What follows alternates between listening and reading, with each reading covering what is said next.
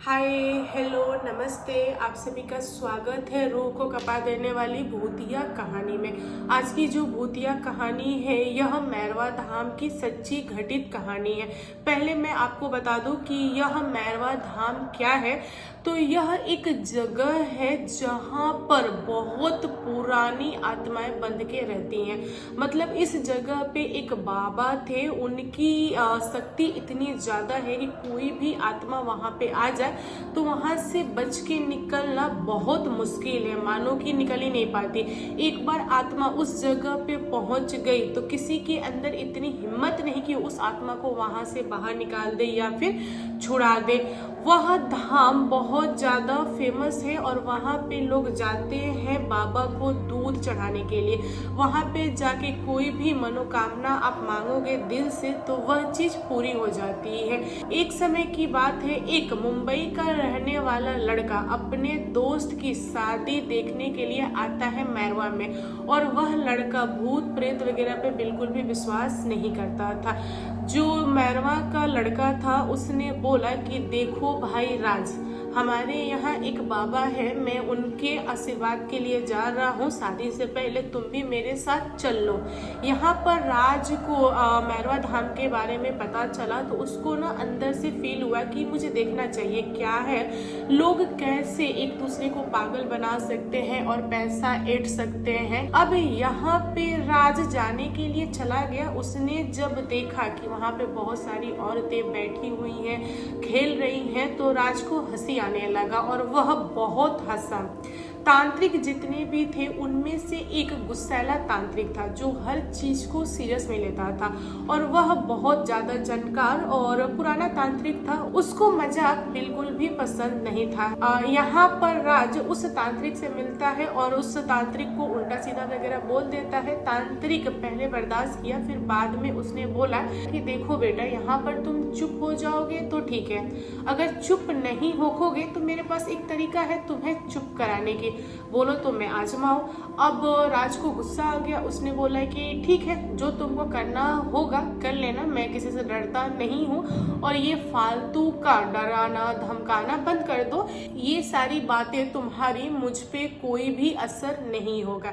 यह बोल के राज जैसे ही बाहर निकला उस धाम से, तांत्रिक को बहुत गुस्सा आ गया था। उसने अपनी एक पुरानी आत्मा छोड़ा राज के पीछे और बोला कि जाओ आत्मा, 10 दिन के अंदर उस लड़के को झुका देना और मेरे पास लेके आ जाना।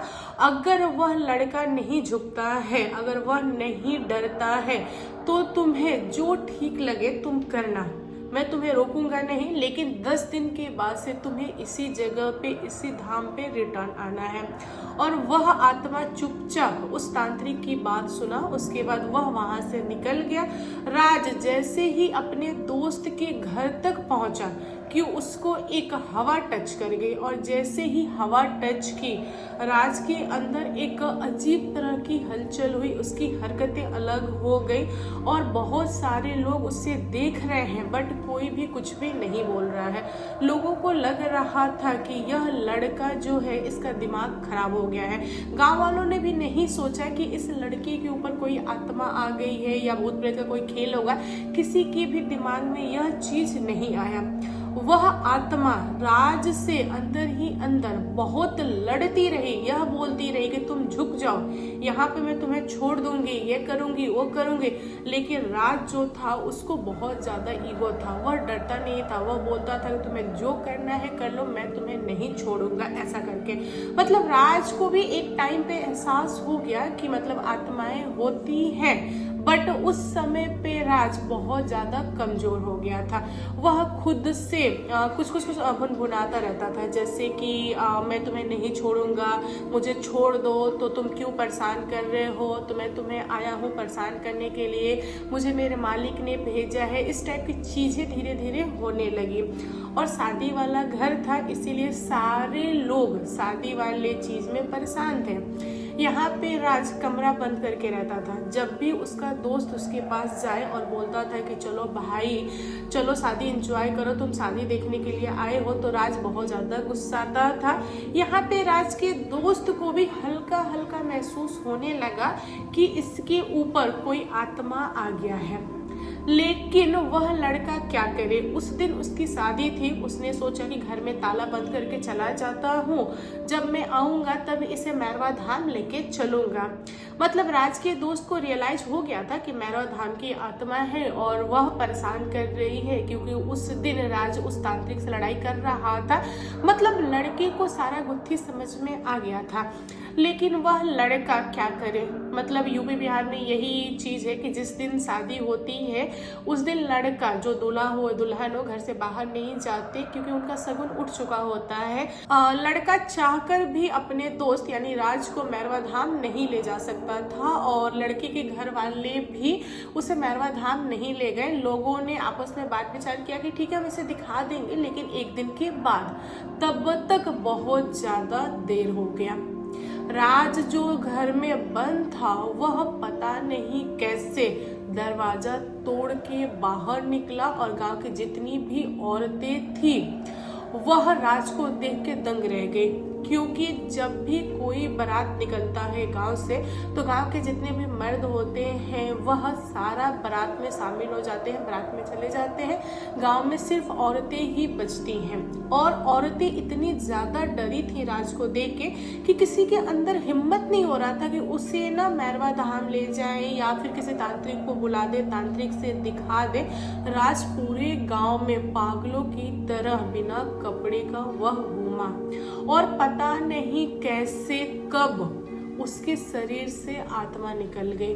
राज के शरीर से जैसे ही आत्मा निकली, राज जो था उसकी खुद की भी आत्मा उस आत्मा के पीछे बोली। अब यहाँ पे मैरवा धाम पे जब आत्मा लौटी और उसने बताया तांत्रिक को कि मैंने अपना काम कर दिया है, तब तांत्रिक उस राज की आत्मा को भी अपने कैद में ले लिया और बोला कि मैं तुमसे वह चीज कराऊंगा जो तुमने कभी सोचा भी नहीं होगा। इधर सुबह के टाइम पे जब दुल्हन लेके राज का दोस्त पहुंचा तो उसने राज को ढूंढा। उसको पता चला कि उसके गांव में एक खेत में राज की बॉडी पड़ी हुई है। तब वह लोगों के साथ वहां गया, उसके बाद हॉस्पिटल का चक्कर काटा, तब जाके पता चला कि राज की बॉडी में उसकी आत्मा नहीं है, यानी कि राज दुनिया छोड़ चुका है। यहाँ पे दोस्त क्या करे आगे, वह उसके बॉडी को भेज देता है मुंबई। और राज के घर वालों को जब पता चला कि ऐसा ऐसा हुआ है तो वह क्या करेंगे, वह किससे लड़ेंगे। मतलब केस वगैरह करके भी कोई फायदा नहीं, कोई प्रूफ नहीं था ना कि मतलब आत्मा ने मारा है, कौन प्रूफ करेगा इस चीज को। लेकिन राज का दोस्त पहुंचा तांत्रिक के पास और उसने तांत्रिक से माफी वगैरह मांगा और बोला कि देखिए बाबा, मैं मानता हूँ कि मेरे दोस्त ने बहुत ज्यादा बुरा भला बोला, नहीं बोलना चाहिए था उसको, आपने जो किया वह उचित नहीं था, फिर भी मैं आपसे माफी मांगता हूँ, हमें बख्श दो। जैसे मेरे दोस्त को आपने तंग किया वैसा आप मेरे घर परिवार में किसी के साथ भी मत करना, क्योंकि यह सारा चीज ठीक नहीं है और मैं डरा हुआ हूँ, इसलिए मैं माफी मांग रहा हूँ। आगे से मैं यहाँ पे कभी भी नहीं आऊंगा। इतना बोलकर राज का दोस्त अपने घर आया और यह बात पूरे गांव में फैल गई। उस दिन के बाद से गांव वाले भी उस तांत्रिक से बहुत ज्यादा डरने लगे। गांव वालों को लगने लगा कि उस तांत्रिक के पास बहुत सारी आत्माएं हैं, अगर हमने थोड़ा भी ऊपर नीचे किया, कुछ एक्स्ट्रा बोल दिया तो वह आदमी यानी कि वह तांत्रिक आत्मा छोड़ देगा, तो हमारा भी वही हाल होगा जो राज के साथ हुआ। इसीलिए गांव वाले भी धाम जाते थे, पूजा वगैरह करते थे, बट कभी भी उस तांत्रिक से उलझते नहीं थे। तो दोस्तों आप लोग बताओ, तांत्रिक ने जो किया क्या वह उचित किया?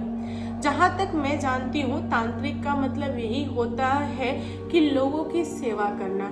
कुछ तांत्रिक ऐसे होते हैं जो मतलब भूत प्रेत वगैरह को भगाते हैं, कुछ पैसे लेते हैं अपनी जो लाइफ है उसे जीने के लिए। लोग कहते हैं ना कि जीने के लिए कुछ तो करना पड़ता है, अपने घर परिवार को चलाने के लिए पैसे की जरूरत होती है, तो कुछ तांत्रिक लेते हैं।